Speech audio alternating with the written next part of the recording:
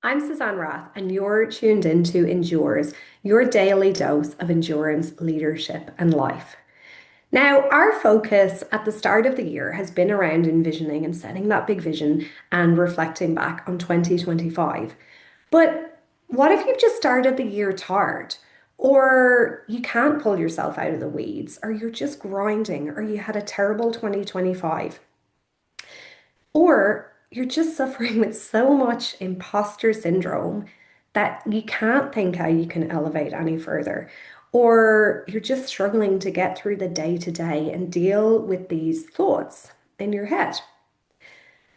Today, we're going to talk about imposter syndrome and one really great exercise that you can do to help to re identify yourself and to pull yourself out of that feeling.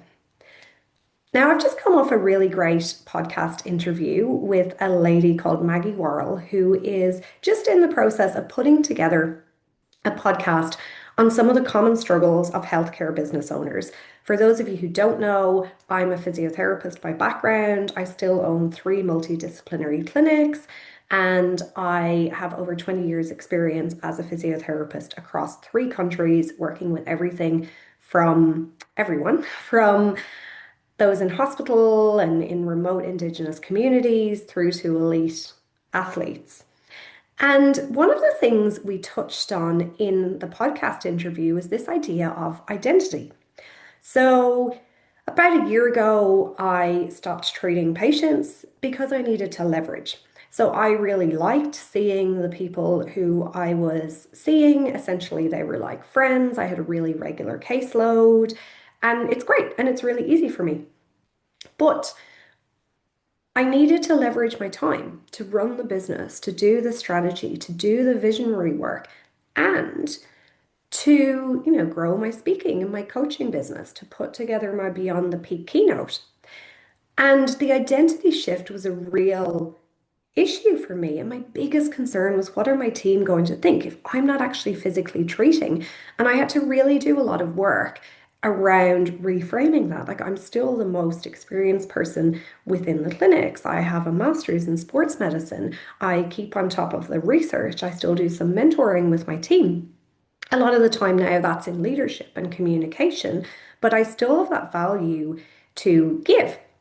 And with Maggie today, we actually spoke about the identity of being a business owner as well. And I know there's been times within my clinical business that, I've won these big awards and I felt like, oh, I finally have a seat at the table.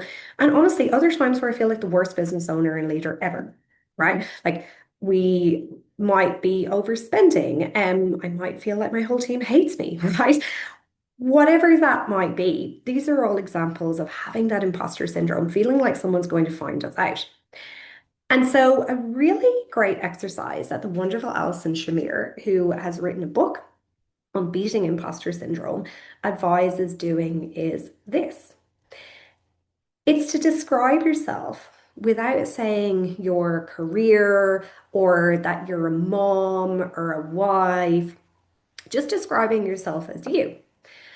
And so I would not describe myself as, an owner or founder or speaker or physiotherapist or dog mom is going to be the first thing though. But some things I might say about myself are one of the greatest joys in my life are my dogs. And when I'm away from my dogs, I seek out every single other dog.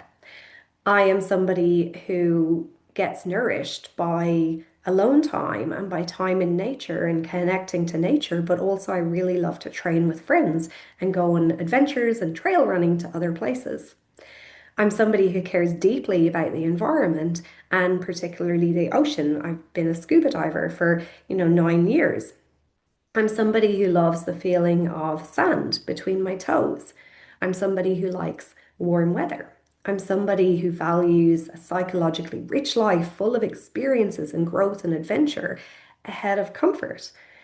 And so you see how these are things about me inherently as a person and my unique self, rather than tying my identity to an achievement or to a business or to a career.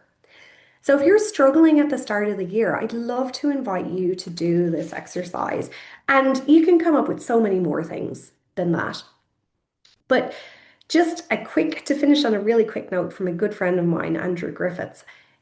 He tells us that the only people who don't have imposter syndrome are those who should. Hope you have a great day. I'll see you back here for more from Endures tomorrow. Bye.